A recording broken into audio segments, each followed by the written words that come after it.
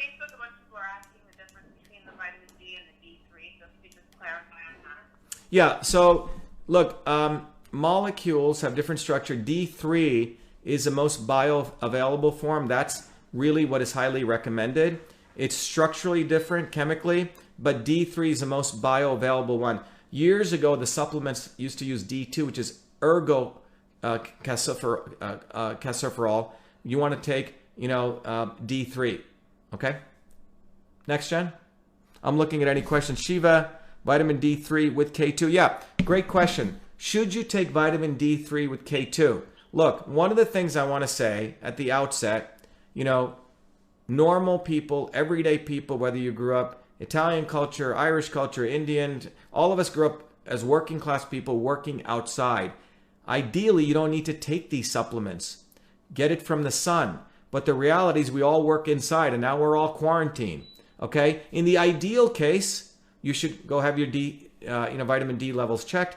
And if you're going to take the supplement, people say you should balance it with vitamin K. However, what I try to do, for example, I just had a big bowl of collard greens today, okay? The yams, the purple yams. So if you're going to do the D3 supplementation and you can't get it from the sun, the next best thing to balance that with is a dark green leafy vegetables, the tubers, the very dark fruits. Now, if you can't get that, yeah, you can add the K2. My intention here is to keep it simple, stupid principle, the KISS principle. There's many other things you could layer on, but remember, not all of us, can fly around in our jets and private jets like these people, okay? We want to find a solution that's potent, that's reasonable, that's cost effective for working people, which is what most of us are. Next question is, take ester C, NAC, and NO. Sure, all of these things are very, very good. Vitamin C, I'm going to give a next talk on it, but vitamin C is obviously a proven support system for the immune system. Using it in IV in the ICU has been done for many, many decades. So if you look at the thing that I wrote to the president to recommend is, first of all, we take the people who have COVID-19, who are tested positive, give them a super high dosage, 400,000 IUs of vitamin A, 2 days, only 2 days, and then vitamin D, 50,000 IUs for 2 days, okay?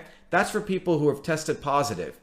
And by the way, the dosages I just said, for example, the vitamin A, that's a pediatric dose. That's also been done in the literature, all right? So when an MD comes and says, whoa, we don't know about this, well, it's been done. Maybe he should catch up on his research if he hasn't done that versus just being a robot and following the physician's desk reference. But again, no hurtful comments to the MDs. A lot of good people. It's been their medical training. For the people, like everyday people, what I've also proposed, and I'll bring this back up in the document that I put forward back here, in the letter I wrote to the president, you can see it right here. I'll bring it right up here, is for the healthy adults, right, in what I call group 4, children, again, this is my opinion. I've done the research, and by the way, all of this comes from existing literature. It's an aggregation of it. People, if you want medical advice, seek the advice of your doctor, do your own research. But in this solution that I sent to the president, which I've made accessible because I want to let people know that we want solutions, is about 1,000 IUs for vitamin A. This is for children. This is maintenance, 2,000 vitamin D per day ongoing, 250 milligrams of vitamin C per day, and iodine, and iodide. By the way, you just don't want the iodine. You want iodine and iodide together, okay? And by the way, I want to thank Roby Mitchell, one of the MDs, and Roby and I are starting to pull together other MDs. We've created an email, Corona, C-O-R-O-N-A, at systemshealth.com. If you send an email, we're literally building a call center of medical professionals across the country for any other medical stuff that you have beyond this. We're setting up this network to help. By the way, the government should be doing this, or others should be doing this, but we have to do it because no one else wants to do it. For adults, we're looking at 10,000 IU of vitamin A, 5,000 IUs per day, 1,000 milligrams of vitamin C, and iodine, iodide, 6 drops versus the 3 drops. Jen, anything else?